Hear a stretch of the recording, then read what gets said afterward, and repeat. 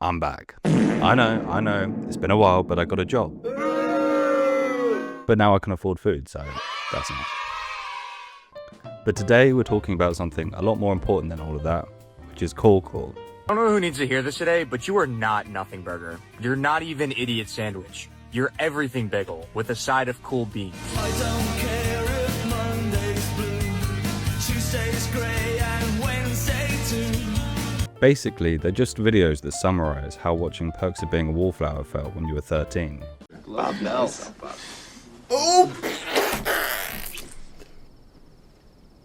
A bunch of random emotional videos thrown together to make you feel something, even if you're not sure what. Now let me clarify. When I say emotional clip, I mean an old man dancing, or someone falling over, or anything really, as long as there's a song from 2010s playing in the background.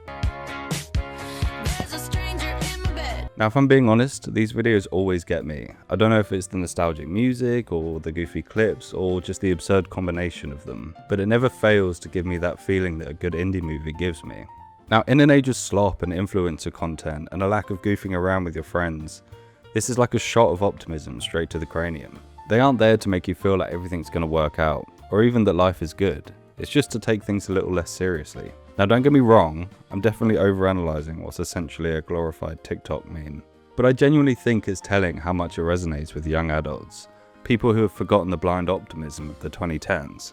I mean, look at these comments. There's clearly hundreds of people who have been impacted by this Instagram reel. There seems to be something about these ironic, funny videos that give people a place to come and talk about their good news. Because these days, if it's not wrapped up in irony, then it's too embarrassing or vulnerable to talk about yourself. Gone are the days of spilling your heart out on Tumblr. But from the return of journals and things like Substacks and creators like Slushy Noobs, I do feel like there's an era of personal, less polished content coming back. It's both inspiring and socially apocalyptic. It gives me hope that light-hearted silliness seems to always come back round. Call Call didn't just appear out of nowhere. It popped up at this perfect storm moment where everyone's... I think we're good. Are we good? Anyway, what was I saying? It popped up at this perfect storm moment where everyone was tired of the algorithm and talking about the social and economic state of the world right now. It's not a crazy thing to say that social media used to be fun, back when your feed was sorted by most recent, and when you had to go out of your way to find a funny clip to show your friends. Now it's all So guys, you become successful not to get girls, but to not deal with the bullshit that inevitably comes from dealing with girls. or Here's how you can make thousands of dollars just by reposting clips of streamers. here's how I made £40,000 a month from reposting Aiden Ross clips. I'm sick of being marketed to and creators pretending to be my best friend so that they can sell me some fucking massager with fingers that simulates being touched by a little green creature. I've got sore knees, I've got sore legs, I've done sports, I've worked my whole life. I sit at a desk now all day, like 4 o'clock in the morning yesterday. And literally, I put this on me every single morning when I wake up. Before bed, I'll have a massage, if I can get it off my partner, that is, because she's always nicking it as well. Bullshit that inevitably comes from dealing with girls. Alongside this, the rise of indie sleaze has hit hard. The yearning for the youth of the closest previous generation has millennial optimism era going viral, feeling nostalgia for the slightest yearning of fun and authenticity. This TikTok explains it better than I can. Okay, so I'm seeing this new thing right now happening where people are kind of like romanticizing like the millennial era, which like long overdue. Specifically like millennial optimism. And as someone who lived it, someone who was there, I can tell you that that is exactly what it was. We had so much optimism for the future. Like when we were in high school, we were more or less told without it being said that like we were supposed to be like the happiest, best off generation. The economy was recovering after like the recession in 2008. The internet was having this huge boom where like social media was changing the way that we saw the world. Individualism was at its peak. Like millennials were truly, in my opinion, the first generation where like individualism was among everyone. But it doesn't just affect millennials who missed that era, it also affects us because we grew up expecting that young adulthood life. But we were sorely mistaken.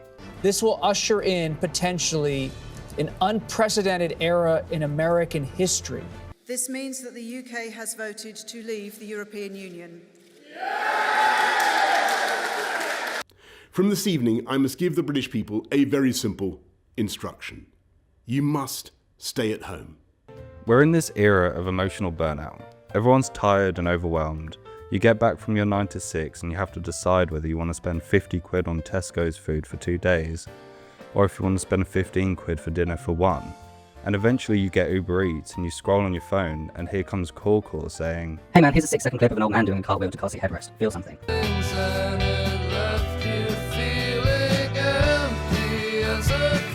And we do, because underneath all the noise we're starving for sincerity, even if it's wrapped up in irony. It's a brief reminder that it's not all that serious. So in conclusion, save yourself the embarrassment of speaking to friends and family about how you feel and make your own Corkor video, because that's what I did and it made me feel something.